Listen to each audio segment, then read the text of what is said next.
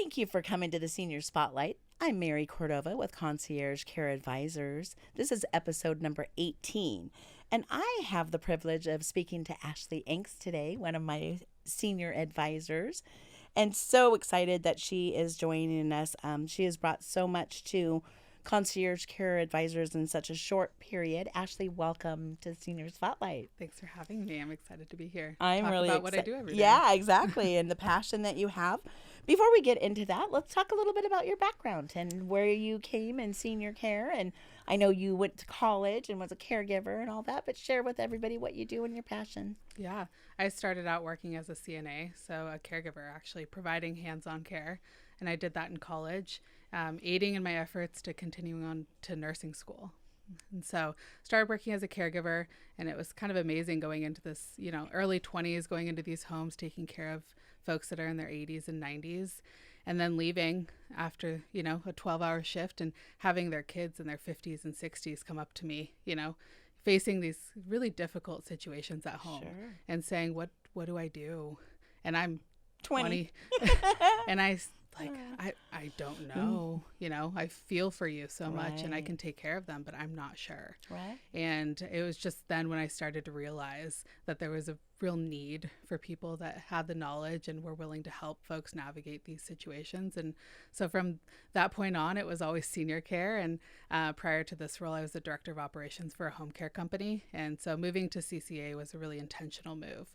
I had gathered a lot of information about senior care and just caring for them in general. And so now being in this role, I really love that I can kind of open it up the entire spectrum. It's, whatever you need is what I'm here to do. I love that.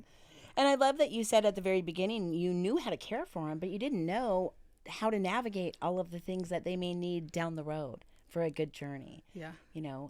Which of course now you do. Yeah. But still learn every day. Yep, so do I. That's healthcare, right? Yeah. But families are facing overwhelming decisions, uncertain about the guidance that they need, looking really for a smoother transition. And as Mark always says, empowering them to make a good decision the first time. Tell us a little bit about what that looks like for you and the passion that you bring to that to make sure that they're making good decisions at the very beginning. I mean, I think you remind us too, we need to listen first.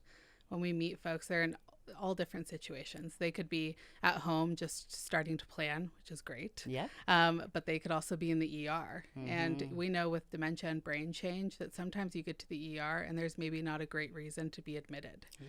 So then you're sitting there, going home isn't safe. Mm-hmm. Family knows that, doctors know that, but you need a solution. Mm-hmm. And so going in and talking to folks, and I always ask, what happened? How did we get here? Right. What does care look like right now? But also, what could it look like? Mm-hmm. And what are our goals? Mm-hmm. And I'm here as your advocate. I use that word a lot. Yes. I'm the sister in the bunch or the daughter or whoever I need to be is who I'll be for that. And just, we just get started. So. Well, that brings me to one case that we will probably talk about later because you were the daughter, the granddaughter, the niece, and everything to that couple. But you mentioned being an advocate and talking about their goals. I love that. I love that you bring them into the process of what are your short, long-term goals? And looking at that, pulling back the curtain on what it means to be a senior care advisor and really walking that journey with them.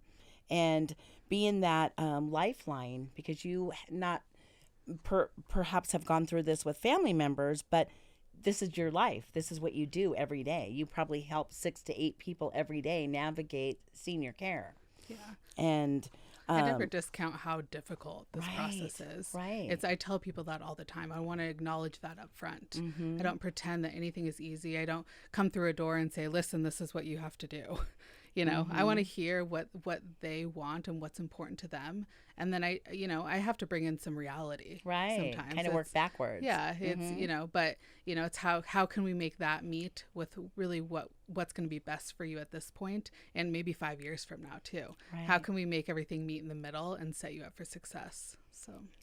And that's so important because what people may want and what they need sometimes are two different things, right? They can be very different. I say it's, people will say, my mom really doesn't want to do this, and I say, oh, I understand. And they say, no, you haven't met my mom. And I say, I've met your mom a million times. Yeah. And very rarely do people say, I've planned for this and I'm excited for this. Exactly. It's just not the reality. No, If you've lived in a house for 50 years and you're 90 years old, no. How dare someone come in and tell you that maybe that's not the safest spot for you anymore. Right.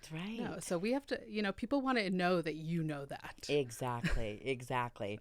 And sometimes just not coming in and being the expert to say, hey, you need to move, because it's not always about the move. It's about who are your resources around you?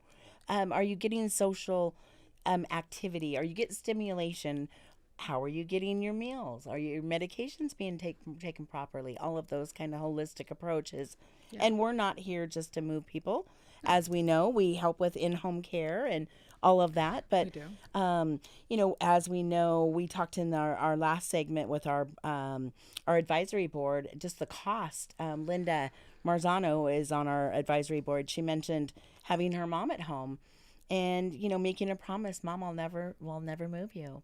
And as we know today in 2025, when it costs $35 to $40,000 a month to keep somebody home safely, we know that those aren't promises that we should probably make in 2025. No, home care can be great for a lot of people. Mm-hmm. And it's always something on the table. I'll talk about all of the options with folks. And some of them might be